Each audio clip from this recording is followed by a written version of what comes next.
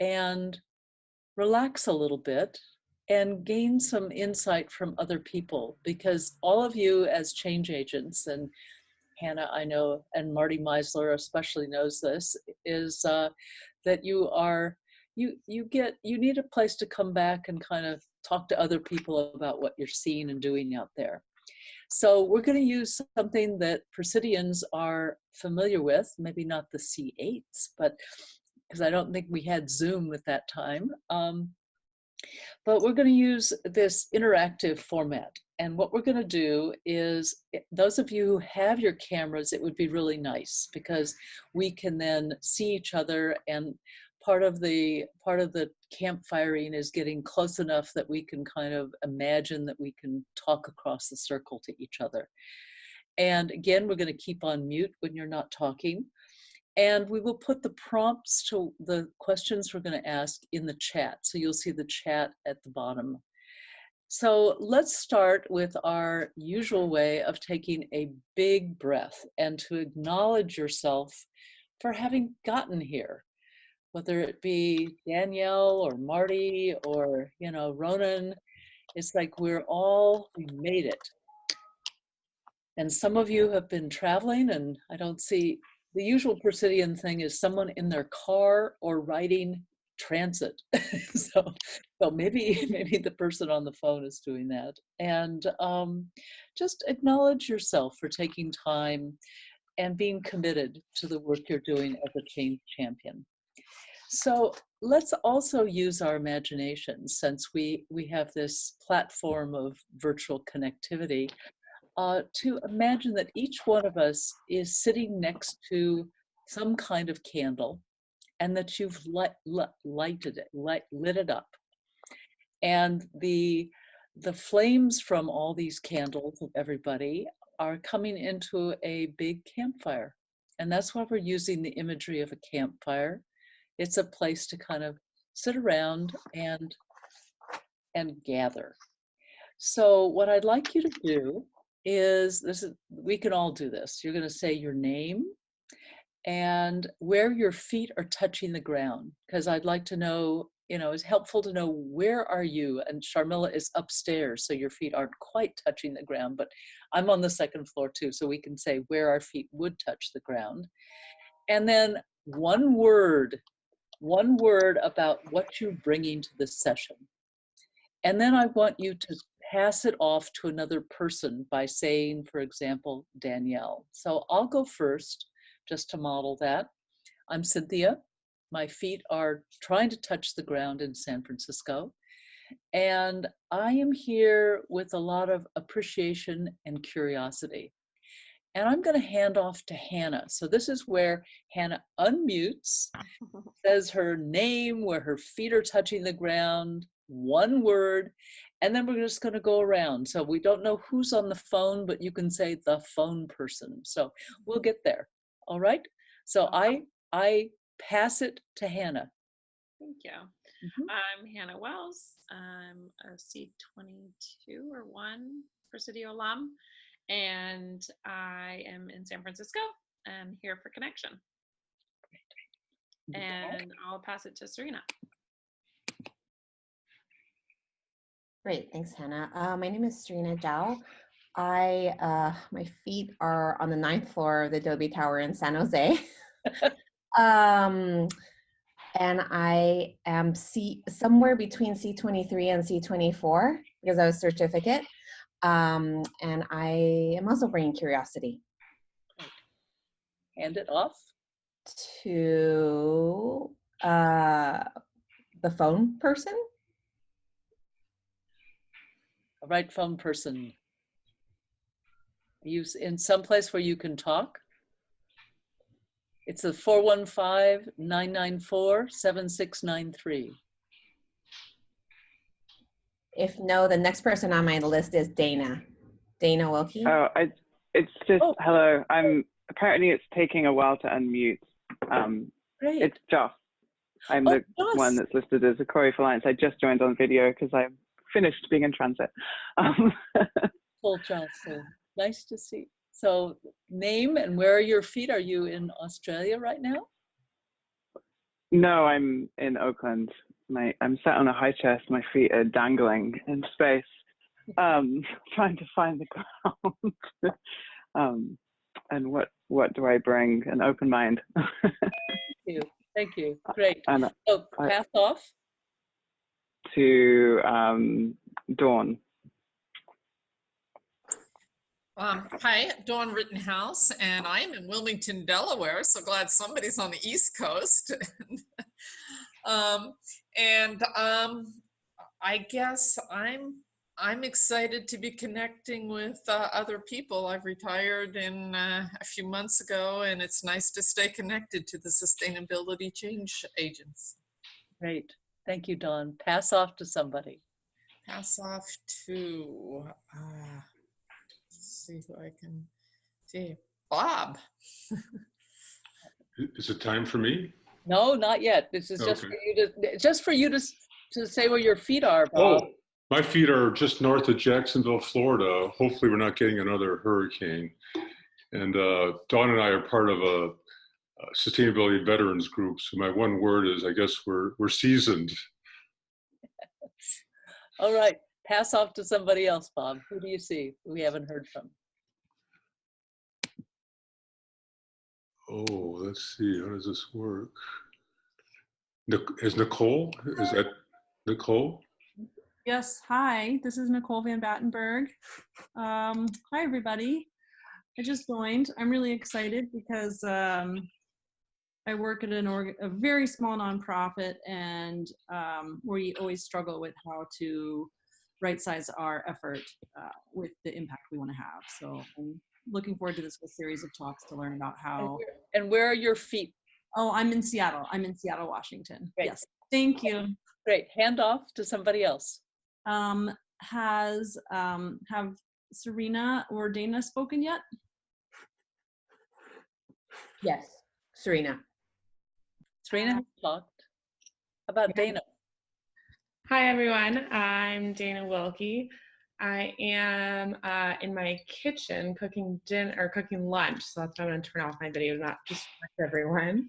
I'm in Danville, California here, and I am a current MBA student, C28, and I'm really excited to hear what you all have to say. I'm looking forward to, kind of the bite-sized chunks of information. Hand off. I'll pass it off to Michael.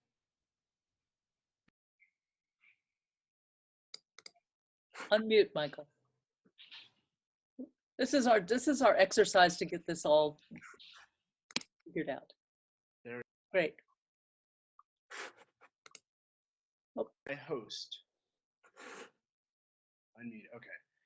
Mike Crane, C8. My feet are in Denver, Colorado right now, and I'm looking for inspiration and putting it out if I can. Good. And one more person. This is your challenge. You have to I have to. Two more people have not gone. Yeah, let's see. Ronan. Thanks, Mike. My name is Ronan Eidolon. I'm a C25P8 dual. My feet are in Manitou Springs, Colorado, and I'm bringing a deep personal investment. And I'm going to hand off to the Coral Reef Alliance, unless there's... Already done. Already done. Okay, Sharmila. Oh, Danielle. Oh, Danielle. Or I could go to, and I'll pass it on to Danielle. Hi, I'm Sharmila, C8. My feet are currently touching the ground at the PGS offices in San Francisco, and I'm bringing my enthusiasm to this session. And I'll pass it along to Danielle. Hi, last but not least, I'm Danielle. My feet are in my office in Washington, D.C. It's another East Coaster. And I'm bringing just a real joy to connect. So good to see you all. What C are you? I'm C23, I think. Wonderful. So the circle is ready. So this is what we'll do each time. We'll get faster and better. And and it's good to connect before we do content. Now I want to get right over to Bob, because Bob is our first innovator, and he and I were on the phone yesterday, and we were talking about what to focus on. And basically, he has so many stories. I have to kind of say that Bob, as you know, has done his new book on the battle to do good at McDonald's, and he has just come fresh from doing his TED Talk in Edinburgh. It is not up yet.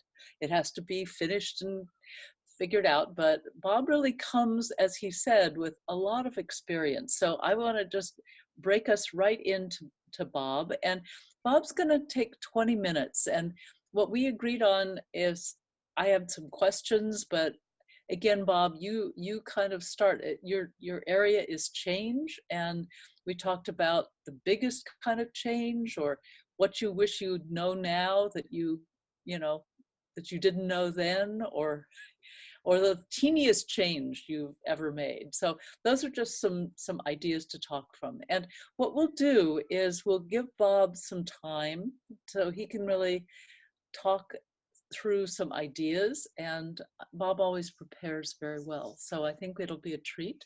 So let's set the clock to 20 minutes, Sharmila, or let's do 19 and we'll kind of come back in. And then after that, we're going to go into breakout rooms.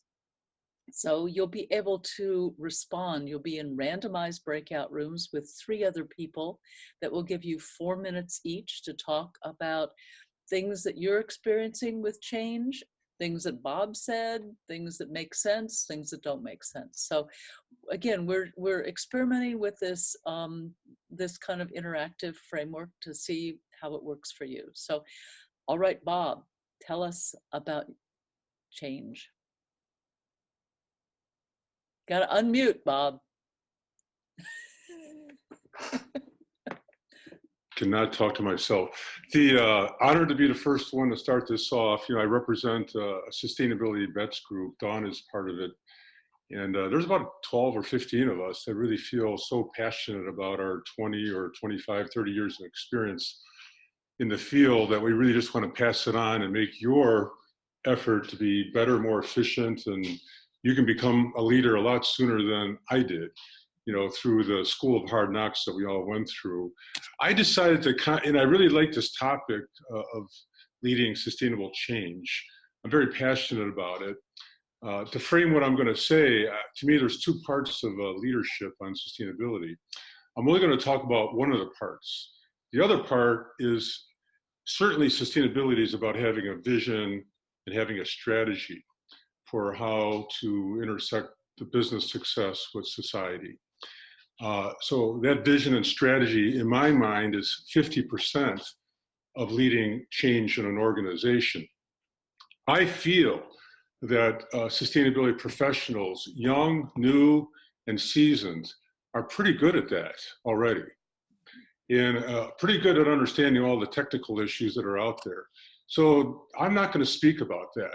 I'm not going to say that that's the easy part, but I sort of am saying it is the easier part, because you can have the greatest ideas in the world about how to change the company, change the world. It's really about making it happen. And so I want to talk more about the how of sustainability. And to me, how means, it means you're implementing it, it means you're integrating it. And when I look at the key attributes of how you do that as a sustainability leader, these are some of the stories and examples I'm going to give, but they all have to do with, if I had to start my whole career over again, I would be thinking about how I could be the very best influencer in the world. And my definition of that is the ability to persuade. And I would also be the very best collaborator in the world. So anyway, my first example of this has to do with an attribute that's really needed, and I think it's lacking through a lot of sustainability professionals, and that's the idea to, within your organization, to listen, not have an agenda, Go to your internal stakeholders with what I call active empathy, going to them to really to listen and learn about what their problems are. You are not pushing, you are not prodding, and you might want to, come up with the very best, climate change, program in the world for your company. But, I think sometimes sustainability professionals, they come on too strong, they know too much, and they're telling these people kind of what to do. And it just doesn't work. So what I've learned over time is that culture trumps strategy any day of the week.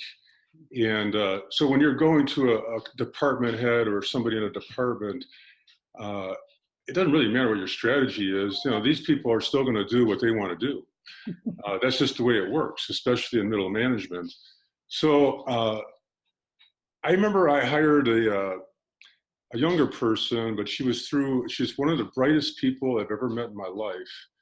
And she was through Stanford, she was through Harvard, she went to this great school in Illinois and as a high school.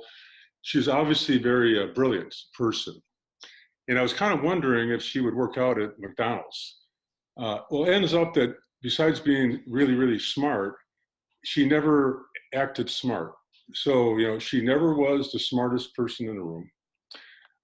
She was the one that asked the most questions. She's the one that took the most notes. She's the one that followed up the most. She's the one that developed the best relationships with the people. She understood where they came from. She understood the supply chain. Her job, by the way, was to develop a supply chain sustainability vision for the company, which is a very daunting task, which a bunch of supply chain people that are, 20 years her senior, that are grizzled, purchasing people. But you couldn't have come up with a better rock star in sustainability than Jessica. It was for us. And because she had these attributes that I think sometimes are lacking in sustainability professionals, because we, are so passionate and we kind of see the answers. And by the way, we do see the answers. We probably do know what's best for the organization, but it doesn't work that, it comes kind of one way. It really needs to come from the people you're working with. So I find that logic and facts and science are things that sustainability professionals really glom onto, and they're very important, but they're not going to win a argument or a debate to influence one of your teammates in another department, who are driven more by some sort of emotional thing, and whether they like you or not, whether they trust you or not, whether you follow up or not, whether you care about their department or not, that type of thing. So I guess that's one of the things that I would recommend for people starting out. The other thing that I think is it's almost like a little bit, I may sound a little bit contradictory here, because I also want to say it's your role to operationalize sustainability in an organization. What I mean by that, I spent 10 years before heading up sustainability for McDonald's in logistics. I was in charge of truck drivers. And for about 10 years or so, I had to get 80, 90 truck drivers and all their trucks loaded, and they all had to get out by 4 a.m. in the morning. So, and my job was 365 days a year, 24 hours a day, that type of thing. So I had in me, and I still have it today, like, getting stuff done. The sustainability professional people in general, I'm generalizing, they're, wonderful, they're philosophical, they think big picture, they're esoteric, and, sometimes they could be a little bit wonky, etc. All these attributes I do like, and I have elements of them myself. But we need to turn all that into, like, once something is decided upon, we need to have the gumption to treat it, like I would say at McDonald's to my team, treat it like we're introducing a new sandwich or a new toaster, and really get into the nitty gritty of, okay, timelines, accountability, who's doing what, How are we going to measure success? How are we going to follow up? These are all things that we should not be bashful about. We should be thinking of ourselves as once things are decided upon, we're the people in a lot of organizations, not all the time, but that are the movers that can kind of keep things, moving along. I remember I hired a guy, Joe, this is way back when, I'm not sure if you remember, green lights was a big program in the 90s that the EPA was promulgating for all types of organizations to switch to more energy efficient lighting.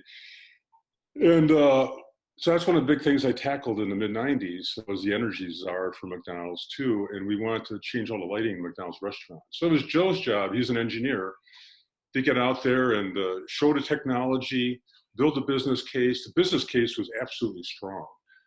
An operator had a 2-year payback. The investment was paid back within 2 years. They saved a lot of energy. McDonald's spends a lot of money on energy. So it was really a good business case, and he did a fantastic job of putting the package together. But he thought that that was the end of his job, was just showing that it was a good thing to do. And for the first 3 or 4 months, we had McDonald's is 90% franchisee. So we can't dictate, people doing things. So you have to go out there and convince people to buy it. He said, well, Bob, my job is not, that's not my job. I said, that is your job. Your job is to do whatever you can. The job is worthless unless people implement green lights.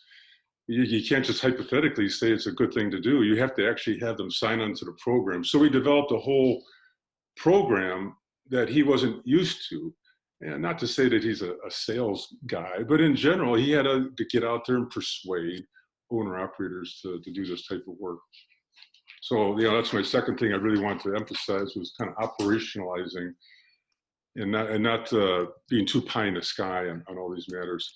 Probably the biggest topic that I want to emphasize, if I had to lead all my life again, over again, is to be to really, really be a master about how to communicate in every way. And in some ways, I don't want to even use the term communicate, because I think so many people, when I even say it right now, communicate, it's a soft skill, and it's not really that necessary. There's so many other things you need to do to lead.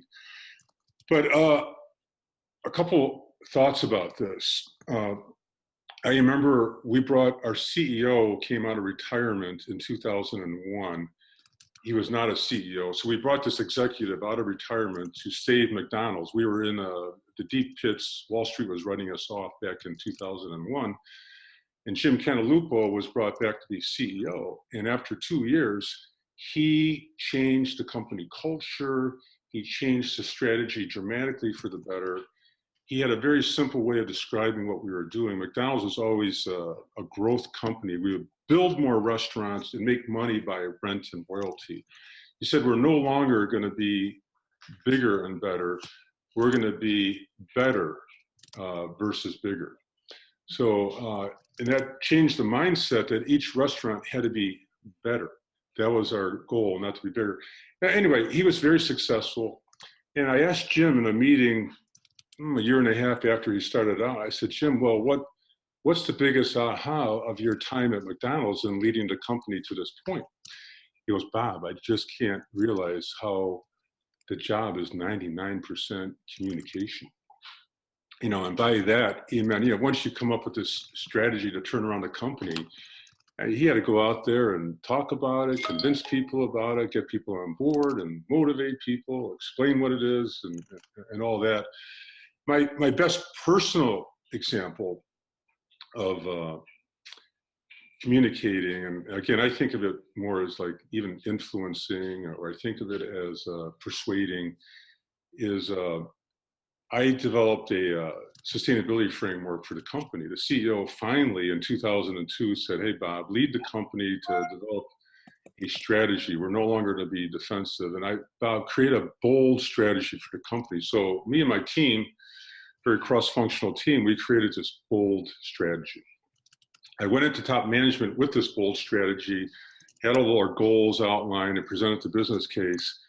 And they all were as nervous as could be. They They saw it as too ambitious. They said it's too ambitious, it's too bold. They were very afraid of not meeting the goals, ending up in jail. The lawyers all said this is too much of a risk. And they kicked me out of the meeting. They basically told me to dumb down the framework and come back in a couple more weeks. So I went back to the team and I realized I was not, this is another attribute that's really, really important. I was not thinking like they were. I went in, you know, kind of presenting the plan as my team thought about it. I didn't think about it the way they thought about it. And what I mean by that, I knew that they would be put off by the risk. That, you know, we were saying that we were going to buy 100% sustainable food and in packaging by the year 2020. We're going to have sustainable beef when there wasn't even a definition of sustainable beef. So it doesn't take a rocket scientist to say that our top executives, upon hearing this, will get really nervous. So, and they did. And so I made a mistake, not knowing my audience, not knowing, you know, where they were coming from. Now, once I realized that, I rebounded, and I did one of the best things I ever did. Then I realized, okay, that's where they're coming from. I went in a couple weeks later, didn't change the goals at all. And I came up with a chart that said leadership versus risk. We can't have no risk and be a leader. I came in because I know they're motivated by other companies. I came in with a big list of companies. Here's how they're taking risk. Here's how other companies set goals. Here's how companies failed at goals and how they reacted to it. I gave them a Starbucks example. Here's the top 50 companies, and 46 of them have goals that they're measuring. So without saying it directly, I was telling the executives that we're behind the times. We're out of it. You know, all these other companies are doing all these things, and we're just sitting back doing nothing. They got the message, and we had all of our goals approved as originally planned.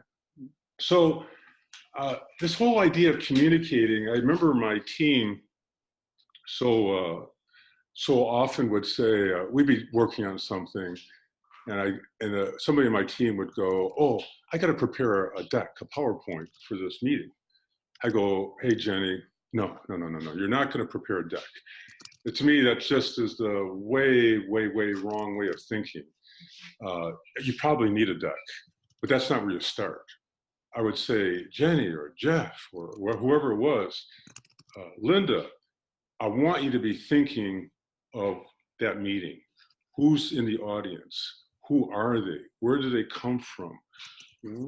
How do you think they're going to react to this? What is their fear? Where's the barrier of them accepting this?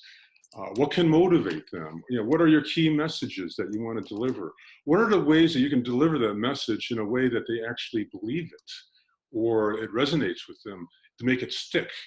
You know, how can you tell a story? I mean, I would ask all these questions. So the idea is you prepare a way to prepare, like I call it a persuasion plan.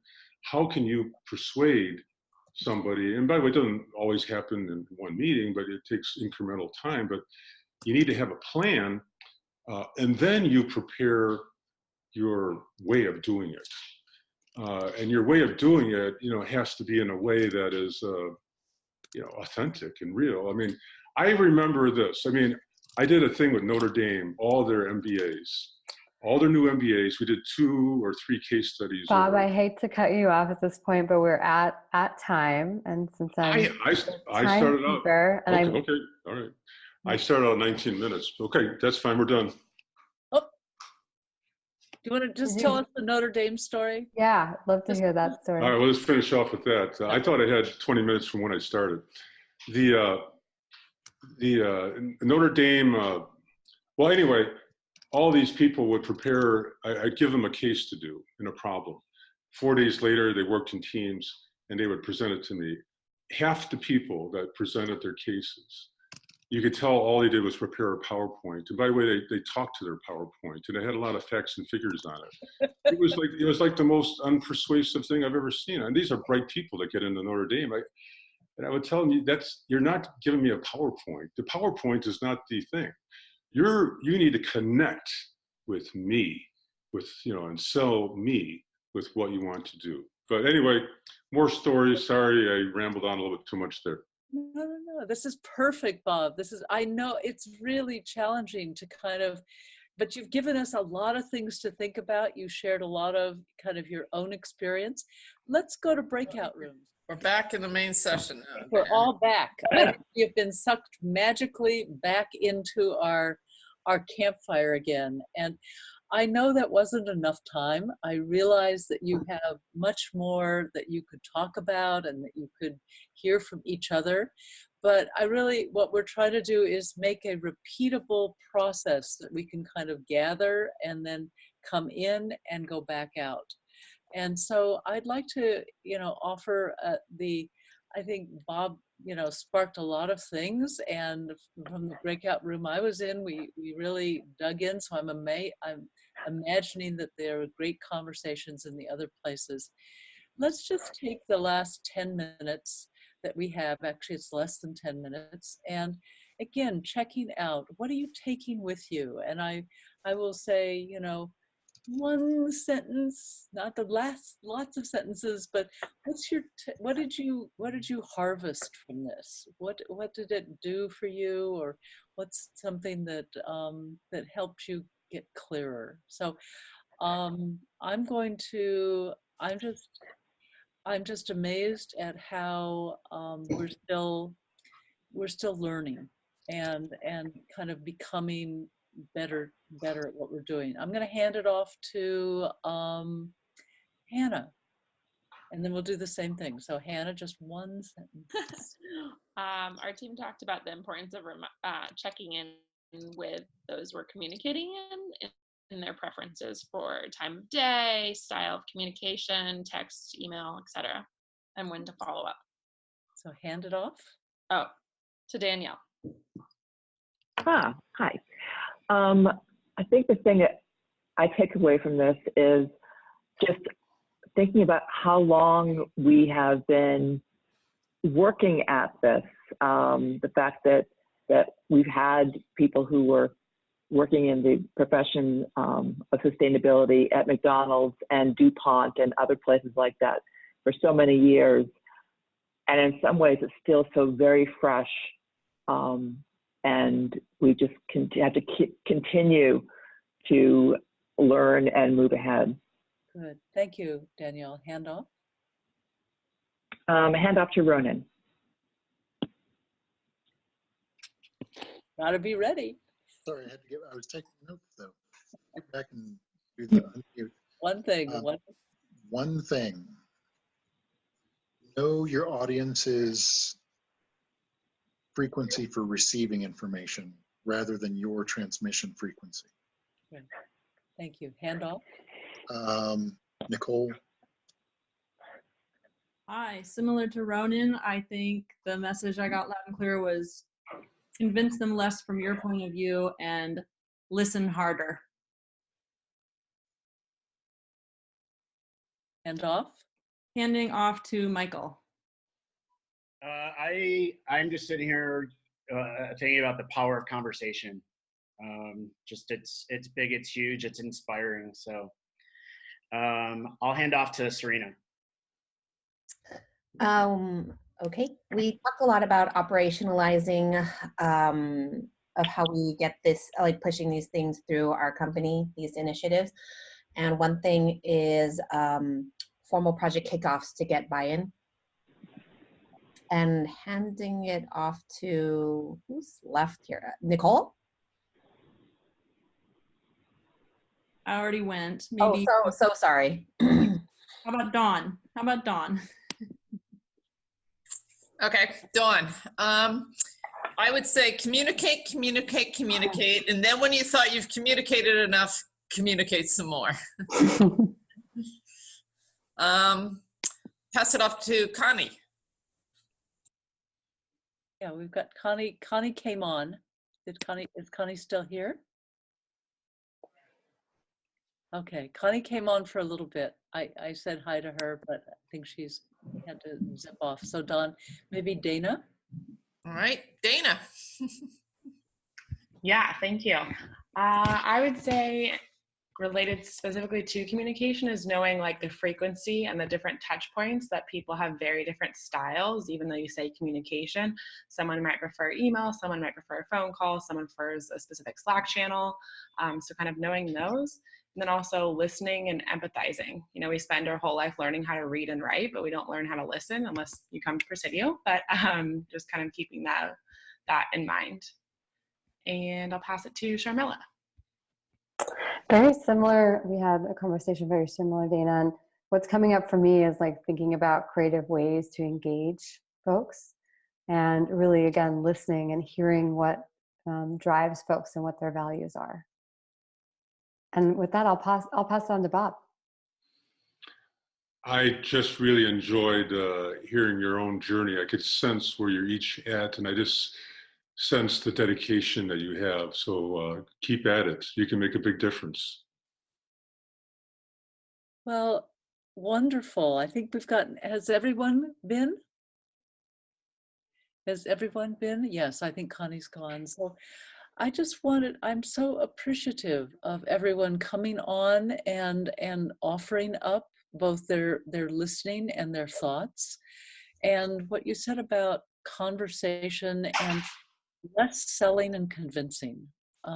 We convincing only makes barriers, and we need to come closer, even within ourselves, of understanding what successes we're having, what's working, where we got stuck or where we stumbled. So I think what we've done is we've had our first campfire, and I think we've been amazingly fluid and successful at, I'm really happy with the people that came on, with Bob for anchoring us. I call all of the veterans the main logs of the campfire.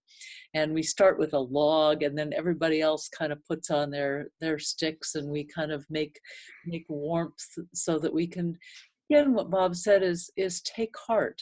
You know, the 2 steps forward, 1 step back. We're all, if you look at all of you doing things, things are moving. We just sometimes don't see it in our own, you know, kind of right up close to it, Joss. So I'm going to close this on time. We made it on time. We did our breakouts. So good job. Thank you very much. Good job. And we will see you in the next one. And Dawn is going to be our person for December. And the next one is Bill Weil, right, Sharmila? Bill is coming to us from, where's Bill from? Here he is.